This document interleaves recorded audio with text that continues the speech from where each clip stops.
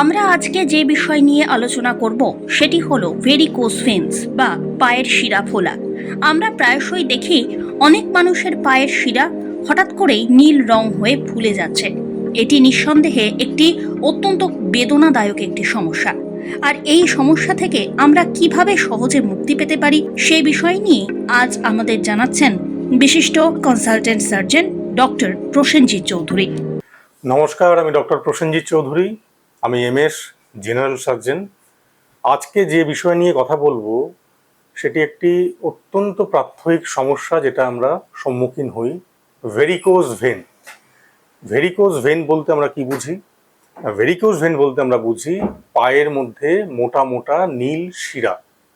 আমরা অনেকেই দেখেছি, অনেকের পায়ে মোটা মোটা নীল শিরা দেখা যাচ্ছে। কিন্তু কেন হচ্ছে এই ভেরিকোজ ভেন এবং এই ভেরিকোজ ভেনের চিকিৎসার কেন প্রয়োজন আছে এটা জানা খুব গুরুত্বপূর্ণ। প্রথমত, যারা পুলিশে চাকরি প্রার্থী, যারা আর্মিতে চাকরি প্রার্থী, যারা ইন্টারভিউ দেবেন, তাদের কিন্তু মাথায় রাখবেন, মেডিকেলে যদি এই ভেরিকোজ ভেন দেখা যায়, অর্থাৎ পায়ের মধ্যে মোটা মোটা শিরা দেখা যায়, তাহলে কিন্তু আপনারা ওই মেডিকেল পরীক্ষায় আনফিট হবেন এবং চাকরি পাবেন না। এটা 1 নম্বর, এবং বহু পেশেন্ট আমরা পাই এই ক্ষেত্রে। 2 নম্বর হলো, যদি দীর্ঘদিন আপনারা ভেরিকোজ ভেন রেখে দেন পায়ের মধ্যে, তাহলে কি হয় না, ভেরিকোজ ভেন আলসার বা ভেনাস আলসার, ঘা হয়ে যায়, পায়ের রং চেঞ্জ হয়ে কালো হয়ে যায়, এবং কি হয় না, প্রফিউজ ব্লিডিং, হঠাৎ করে টরেনশিয়াল রক্তপাত হতে পারে ওখান থেকে। তো ভেরিকোজ ভেন জিনিসটা কি? ভেরিকোজ ভেন জানতে গেলে আমাদের কিন্তু একজনকে মাথায় নিতে হবে, প্রাতঃস্মরণীয় নিউটন সাহেব। নিউটন সাহেব কি আবিষ্কার করেছিলেন? যে আপেল গাছ থেকে নিচে পড়ে, উপরে উঠে যায় না। ঠিক তেমন করে আমরা যখন দাঁড়িয়ে থাকি, বসে থাকি, এই মাধ্যাকর্ষণের জন্য বা গ্র্যাভিটির জন্য আমাদের রক্ত কিন্তু নিচে নেমে আসার কথা, কিন্তু তা কিন্তু হচ্ছে না। রক্ত সবসময় পা থেকে হার্ট বা উপরের দিকে প্রবাহিত হচ্ছে। কারণ আমাদের দুটো ভাল্ব থাকে, যাকে বলি স্যাফনো ফিমোরাল ভাল্ব, স্যাফনো প্যাপলিটিয়াল ভাল্ব, যেগুলো হাঁটুর নিচে বা কুঁচকির ওখানে থেকে ওই রক্তকে নিচের দিকে নামতে বাধা দিচ্ছে। এগুলো হলো ওয়ান ওয়ে ভাল্ব, অর্থাৎ রক্তকে এরা শুধু উপরের দিকে প্রবাহিত হতে দেবে, কিন্তু নিচে নামতে গেলেই সেই রক্তকে তারা থামিয়ে দেবে। যাদের জেনেটিক ডিফেক্টের জন্য, ফ্যামিলিয়াল কারণের জন্য, বা ধরুন দীর্ঘক্ষণ দাঁড়িয়ে তাদের কাজ, বা প্রেগনেন্সি, এরকম বহু প্রেসিপিটেটিং ফ্যাক্টর আছে, ওবেসিটি, অত্যন্ত মোটা, এই সব পেশেন্টের ক্ষেত্রে কি হয়, এই ভাল্বগুলো নষ্ট হয়ে যায় এবং তখন রক্ত গ্র্যাভিটি বা মাধ্যাকর্ষণের জন্য নিচের দিকে নামতে থাকে। ফলে যে শিরার ক্যাপাসিটি হয়তো 10 ml রক্ত, যার মধ্যে 10 ml রক্ত থাকার কথা, তার মধ্যে 200 ml রক্ত ঢুকে যাচ্ছে এবং তখন সেই শিরাটি ফুলে উঠছে। আমরা ভেরিকোজ ভেন পায়ের মধ্যে দেখতে পাচ্ছি। ধরুন কারোর কসমেটিক প্রবলেম নেই, কারোর কোনো পুলিশের চাকরি নেই বা মেডিকেল পরীক্ষা দেওয়ার কিছু নেই, তাহলে সে এবার চিকিৎসা করাবে কোন দুঃখে?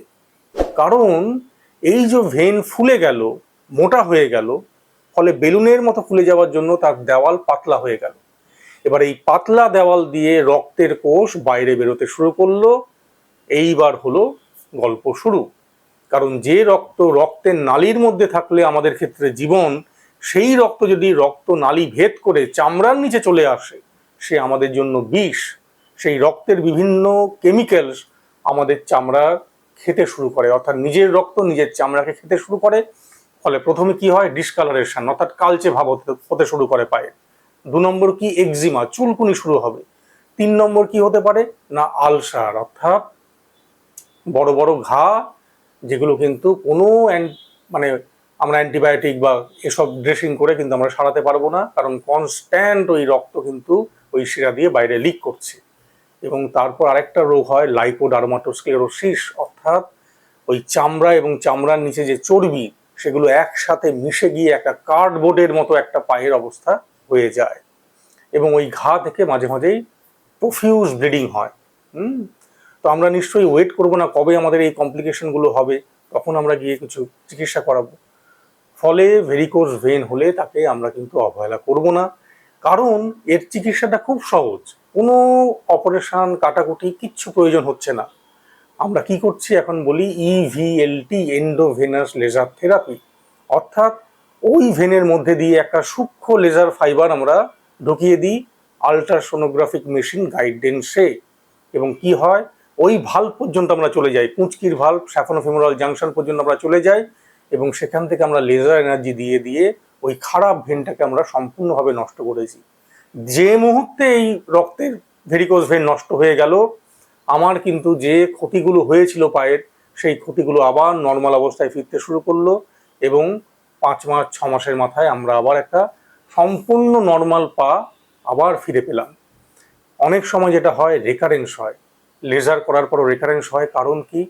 কারণ আমরা শুধু লেজার করলে হবে না, তার সঙ্গে মোজা পরে থাকতে হবে, তার সঙ্গে নিয়মিত ফলো আপ করতে হবে। অর্থাৎ ভেরিকোজ ভেইন যাদের হয়েছে তাদের কিন্তু একটা নির্দিষ্ট ফলো আপ এবং নির্দিষ্ট সময় অন্তর অন্তর ডাক্তারবাবুকে দেখাতে হবে, এবং সম্পূর্ণ এবং 100% আপনি এর থেকে ভালো হয়ে যাবেন। কিন্তু আপনাকে সেই সময়টুকু নিজের শরীরের জন্য, নিজের ভালোর জন্য আপনাকে দিতে হবে। আর একটা কথা হলো কি, আর শুধু কি আমরা শুধুই কি লেজার, আর কি কোনো ট্রিটমেন্ট নেই ডাক্তারবাবু? আমাকে অনেকে এই প্রশ্ন করেন। অবশ্যই, এদের প্রাইমারি একদম প্রথমে ধরা পড়েছে তারা কিন্তু প্রেশার গ্রেডেড স্টকিং, এক বিশেষ ধরনের মোজা পরে এই রোগকে প্রতিহত করতে পারেন। ধরুন খুব কাজের চাপ, আমাদের এখন বাড়িতে ফ্যামিলিয়াল প্রবলেম আছে, আমরা 2 বছর কিছু করতে পারবো না, অবশ্যই একদম করাবেন না, কিন্তু মোজা পরে থাকতে হবে। মোজা কিন্তু একটা ভাইটাল পার্ট, একে বলে pressure graded stocking. Pressure graded মানে নিচে, পায়ের নিচে প্রেশার বেশি থাকবে, যত মোজাটা উপরে উঠবে প্রেশার কম হবে, যেন চুইয়ে কেউ রক্তটাকে আপনার উপর দিকে ঠেলে তুলে দিচ্ছে। So this is very important. যারা এখনই অপারেশন করতে পারছেন না তারা কিন্তু অবশ্যই মোজা পরে থাকবেন। এবং যখনই পায়ে কোনো শিরা আপনারা লক্ষ্য করবেন, নিকটবর্তী কোনো ভালো সার্জেন ডাক্তারবাবুকে দেখান, তার পরামর্শ নিন। শুধুমাত্র কালার ডপলার স্টাডি করলেই ভেরিকোজ ভেন ধরা পড়ে, খুব সহজে একে ধরে ফেলা যায়, কোনো বড় টেস্ট কিচ্ছু করতে হয় না। কালার ডপলার স্টাডি মানে একটা ইউএসজি, পায়ের একটা আল্ট্রাসোনোগ্রাফিক ইউএসজি ইমেজিং, যা করেই আপনার ভেরিকোজ ভেন রোগ ধরা পড়তে পারে, কোন স্টেজে আছে এবং কি করা উচিত। অবশ্যই একজন সার্জেন ডাক্তারবাবুর পরামর্শ নিন। আরেকটা জিনিস মনে রাখবেন, ধরুন আপনার ওই যেটা বললাম ইনিশিয়াল ভেরিকোজ ভেন হয়েছে, এবার আপনি প্রিভেন্ট কি করে করবেন? বা ভেরিকোজ ভেন হয়েছে ভালো মতন, ধরুন C3 C4 ডিজিজ ক্লাসিফিকেশন হয়, C1 C2 C3 C4 C5 এরকম ক্লাসিফিকেশন হয় ভেরিকোজ ভেনের। তো ধরুন C3 C4 ডাক্তারবাবু বলছেন লেজার করিয়ে নিন, কিন্তু আপনার এমন কিছু সমস্যা রয়েছে যে আপনি এই মুহূর্তে করাতে পারছেন না। তো আমি এটাকে ঠেকিয়ে রাখবো কি করে, যাতে ঘা না হয়, যাতে রক্তপাত না হয়, কি করব আমি? অবশ্যই যেমন প্রলং স্ট্যান্ডিং অ্যাভয়েড করবেন। যদি দীর্ঘক্ষণ দাঁড়িয়ে কাজ হয়, একটা পাশে ছোট প্লাস্টিকের টুল রাখুন, আপনি 8 ঘন্টা কাজ করুন, 2 মিনিট বসে বিশ্রাম নিন। নাম্বার 2, বাড়িতে যখন শোবেন পায়ের নিচে অবশ্যই বালিশ দিয়ে রাখুন, অর্থাৎ এলিভেট করে রাখুন, যাতে রক্ত নিচের দিকে জমতে না পারে। এবং বিশেষ কিছু ব্যায়াম আছে, আপনারা জানেন, সর্বাঙ্গাসন, পাটা দুটোকে শুয়ে পা দুটোকে উপর দিকে তুলে করে রাখা, যাতে আপনার রক্তগুলো নিচের দিকে নেমে আসে। এবং অবশ্যই আমাদের মোজা, সাপোজ ধরুন আপনি মোজা পাচ্ছেন না, আপনি এমন জায়গায় আছেন, অনেক সময় এই মোজা পাওয়া যায় বিশেষ করে সার্জিক্যাল দোকানে, আপনি ওখানে সার্জিক্যাল দোকান পাচ্ছেন না, অর্ডার দিয়েছেন কিন্তু বলছে এখনো প্রায় 15 দিন সময় লাগবে, ক্রেপ ব্যান্ডেজ ইউজ করুন, নিচের দিকে বেশি প্রেশার অ্যাপ্লাই করুন, যত উপর দিকে আসবেন প্রেশার তত কমবে। এবং 3 নম্বর পয়েন্ট, যারা প্রেগনেন্ট মাদার তাদের ক্ষেত্রেও কিন্তু এই ভেরিকোজ ভেন অ্যাপিয়ার করতে পারে, এটা টেম্পোরারিও হতে পারে। টেম্পোরারি কেন বলছি? প্রেগনেন্সি চলে যাওয়ার পর ওই চাপ কমে গেল, ভেরিকোজ ভেন অটোমেটিক কিন্তু কমে যেতে পারে। তাদের ক্ষেত্রেও কিন্তু লেগ এলিভেশন, বারবার টার্মটা খুব ইম্পর্টেন্ট, লেগ এলিভেশন, অর্থাৎ পা দুটোকে উপর দিক করে আপনি শুন, যাতে একটাই প্রিন্সিপাল মাথায় রাখবেন, নিউটন সাহেবকে মাথায় রাখতে হবে যে রক্ত নিচের দিকে নেমে যাচ্ছে, ওই রক্তকে আপনাকে উপর দিকে করে দিতে হবে। এ হলো সিম্পল সলিউশন। নমস্কার। Yeah.